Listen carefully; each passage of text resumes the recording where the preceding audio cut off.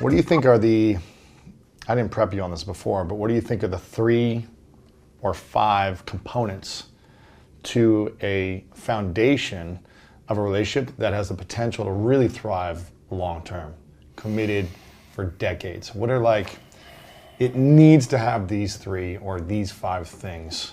Otherwise, it's going to be really challenging to sustain this type of love and joy and happiness. I mean, a couple of simple ones, I guess, are I need to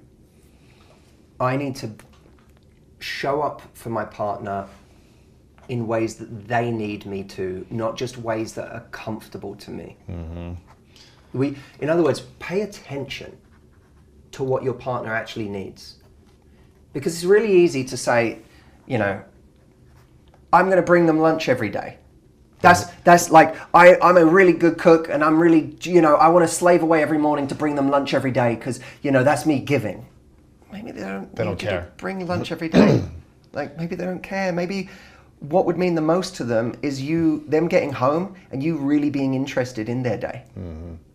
Do you think love languages is an important part of this, where it's like understanding someone's love language and giving them their top priorities? I think that it's an interesting framework, and it's been for a lot of people a very successful framework. Mm-hmm. I think any framework that just allows you to kind of, create a structure for things that gives you some simplicity around it can be valuable. Sure. And it doesn't mean it's the only framework you can apply, but it's a valuable model to work from. So showing up in ways that they need. So showing up in ways, not what do I want to give, but what do they actually need. And I think that's a lot of conflict in relationships, because I think you need to understand, do I want to do something that's uncomfortable every day, that's not foreign to me, or that's foreign to me, or do I want to find a partner that enjoys the things that I like to give? Well, that's an interesting question. Probably any relationship is going to be a bit of both, but sometimes it works even without, that's a kind of compatibility issue. Yes. But I think it even works outside of that in day-to-day stuff, because you might say, the thing I want to give to my partner is an awesome, night together. But maybe what they need is an awesome night with their friends. Yeah. And maybe the most loving thing you can do is say, hey, I know you haven't seen this person in a while. You should go and see them. I know that relationship is important to you. Mm-hmm. You should go and hang out with your mum tonight. Or, recognizing not what's easy for me to give, but what might be less comfortable for me to give, but is actually what would mean the world to them. Yeah. And I think if you really want to make yourself irreplaceable to someone, it's recognizing that. Because no one else is going to do that for them. I mean, you know what I mean? It's really rare to find someone who is willing to do that for you. Mm-hmm. Okay, so that's number one. The second thing is to work on yourself. Yep. And to say, I'm responsible for me. My partner isn't responsible for me. I need to do the work to be the most loving, confident person I can be in this world. What are the fulfilled, has their own purpose, has things that drive them. That to me is very, very important. What's the first thing people should do work on themselves? Because you threw a few things out there, but what's firstly, do you have, maybe here's an interesting question you can ask yourself. If I had 10 hours free right now, what would I do with them? Interesting. If you can't give a good answer to that question, you might already be describing one of the weaknesses of your relationship. Yeah. And binge watching a series is not the best use of your time. It's, that if the answer is, oh my God, well, I have my purpose, the thing I love getting stuck into, or it doesn't even have to be some grand purpose. Not everyone has found their life's calling, but it could be, I really want to learn this language, or I really want to see this friend, or I really want to go and, whatever it is, read this book or learn this thing. Take care of my health. Yeah, I can't wait to get to the gym. If you should be able to answer the question of, my partner cancelled on me today, what would I do with that day now? And if you can't, then you begin to describe the person who's sitting there waiting for their partner to text them, waiting for their partner to make them feel good enough. And that's not attractive. It's not, and it's not fair to our partners. It's a lot of pressure. It's a lot of pressure. And by the way, people put a lot of pressure on their partners by expecting their partner to put a Band-Aid on all sorts of things for them. If they're feeling there's a lot of rhetoric about vulnerability right now. Now, I think vulnerability is huge. I think the work that people like Brené Brown are doing and so on is huge. Right. It's massively important. Vulnerability is absolutely an act of courage, and we should encourage it more, both sexes, all the time. But vulnerability is something's making me insecure, and I'm going to share it with you because you're my partner and I love you and I tell you things, right? But you don't want to do that every day, It goes beyond vulnerability, right? If an hour from now I tell you, oh God, I'm feeling insecure again. And then an hour from now you go, that thing's affecting me again. Yeah. And tonight, because now, in a way, what we're doing is instead of sharing, we're dumping.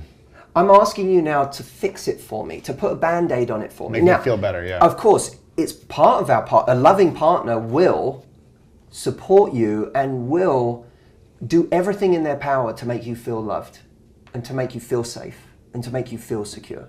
And it's absolutely true that sometimes what we're feeling as insecurity is because our partner isn't doing their job in those things. That's true. They're not building. They're not building. They're doing things that are proactively making us feel insecure. There's minor betrayals, minor neglects, all of that. But sometimes we have to say, okay, what part of this am I responsible for? And it's my partner's responsibility. It's our responsibility in life together to share the load, to work towards things together. But it's not your job to carry the load for me, to carry my problems, to put the Band-Aid on every day. I need to. Maybe once in a blue moon, yeah. Of course, and we're all going to do that. We're all going to have we're going to have days, weeks, times where we're going through something really serious, and our partner's job is to show up. Yeah. You know, but a friend of mine who's kind of blunt said to me, some days or weeks you get to be needy and difficult and high maintenance and boring and, you know, insecure, and then you don't.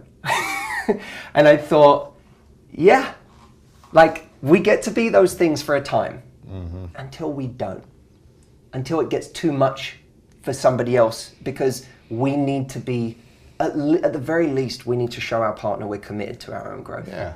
So the first one, what did we have? Show up in ways they need, not just ways you want to show up. The second one's work on yourself. Yep. I guess the third one, to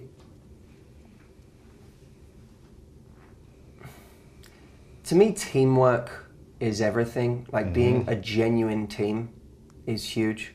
Really looking at each other as teammates, as opposed to you're there to meet my needs or I'm competing with you in some way. Man, I've done that before. Like we're an actual team. I saw, one of the things I loved most about Chris Rock's recent stand-up, Tambourine. I haven't seen it yet. Such a genius name. The whole concept is, about the idea that he couldn't, in his last marriage, play the tambourine. He couldn't play the backup instrument, right? Right. And I thought that was such a great metaphor, because in a good relationship, in a really genuinely mutually supportive relationship, some days you play tambourine. Some days you're their teammate. You can't. The way he says it, her success is your success, and vice versa. You're in this together. And some days that person's the lead. And you're on tambourine, and a lot of people have never learned how to play tambourine. There's the other thing, I don't remember where it comes from, but every relationship has a flower and a gardener, right? Well, most people don't want to be in a relationship where they're always the gardener. And they want to be never the flower, right? Blooming all the time. Yes, and sometimes you have to be the gardener, no matter how long you've played the flower, right? Right. You and I have played flowers a lot in our lives, right? Sure. We've been used to being a certain, having a leader role and having these kind of big lives and big worlds and whatever. And then you go to a relationship and the relationship doesn't give a fuck. You know what I mean? About you. No. Yeah. I don't care that you're that you're the flower out there in the world. Sometimes in our relationship, you have to be the gardener. Sometimes you got to play tambourine, even if to everyone else, You are the constant flower, yeah. right? The movie reference, Constant Gardener. Well, you can't you can't be the constant flower, right? You might be in your business in some way, but relationship is different. You can't. Now you're coming as two equals, and so it's so much of it's checking your own damn ego and being like, I'm in this to be with you as a teammate, not this or this. When you know you found your match for life or your potential match for life, or you think this could be the match. By the way, these are much harder questions than the first interview we did together. Is it when you see these three things after a period of time and you feel convinced that the bricks are being laid equally in a certain way? Yeah. Like when you say, I'm ready to be committed all in. I think there are four stages to a relationship. Okay. Stage one. Stage one is admiration. That's when you don't have a relationship with this person. You admire, I look at you and I'm like, this person's hot. They have something about them. I like their qualities. I like their energy. They have a good potential. Yeah. Okay. And by the way, that doesn't even mean they have good potential for you right now. It just means this is a person of high potential in some way. You admire them, yeah. The second stage is connection. And you could, I think in a sense, connection and chemistry are both relevant to this stage.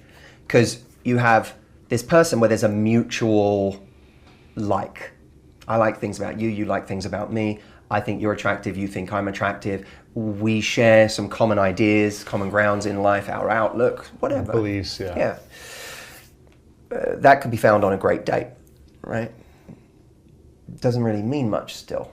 This is the plot of land. Yeah, you can have great sex, there can be chemistry, you can make out all night. None of this means you're going to have a great relationship. Okay. The third stage is commitment. That says, I want to do this with you. I am committed to building with you. And you are committed to building with me. Right? That's a really great stage to be at. It's very important, right? You can't have a relationship without that. Any relationship without that or where that's one-sided is unrequited love by definition. And there are a ton of people out there right now who say, I created a program recently called Attraction to Commitment, which literally dealt with why people keep getting stuck in limbo. Yeah. Why they keep getting stuck in the casual phases and it never gets to a relationship. And one of the things that fascinates me is how long we stay with something that's just casual, that isn't a real relationship, on the hope that it will change. Unrequited love, Certainly unrequited commitment. Yeah, it's a nice time when you're like 23, right? Right. That's stage 3. Stage 4 is compatibility. Man. And the hard thing, I think, for a lot of people is, I used to question this one myself. Like, if, the idea love conquers all, right? It doesn't. It does not. I wish. I like it. I like that phrase. It's an amazing... I love the phrase. I love the sentiment of it. It's an amazing bumper sticker, And there's nothing, what is more powerful in the world than love. And all you need is love? Yeah, apparently apparently not. It's not true. We need a little more. You can have love without commitment, right? And you can have commitment without compatibility. Interesting. And this is where things get... I used to think, well, maybe commitment is enough, and maybe issues with compatibility can be overcome as long as two people are truly committed to each other. I don't believe that anymore. I think that it goes beyond commitment. To truly last, you have to have two people who are really compatible. Like, okay, let's say we got commitment. Two people want to be together. They admire each other. They have chemistry. Right. They say, I'm committed to you. But one person's sex drive is here, and the other one's is here. Not compatible. This is going to be difficult. Right? One person likes to spend a lot of money. Another person wants to save all the money. Right. One person believes in a certain religion. Another person doesn't believe in that. One person, wants to spend 5 days a week together. The other person is happy with one night a week together. One person wants their family to move in. The other person wants their space. Right. These are serious, serious issues that often end relationships. And so, to me, if you want to say how do you know when you found your match? All four. 4 stages. All 4. I admire this person. We have connection and chemistry. We have genuine mutual commitment, and we're compatible. And if you want to learn more about mastering relationships, then make sure to check out this video right here. Exactly how you are, I love you. Like no changes, nothing. I love you exactly how you are. Sometimes we feel like we're owed that. And it kind of becomes an excuse again to be lazy, to grow.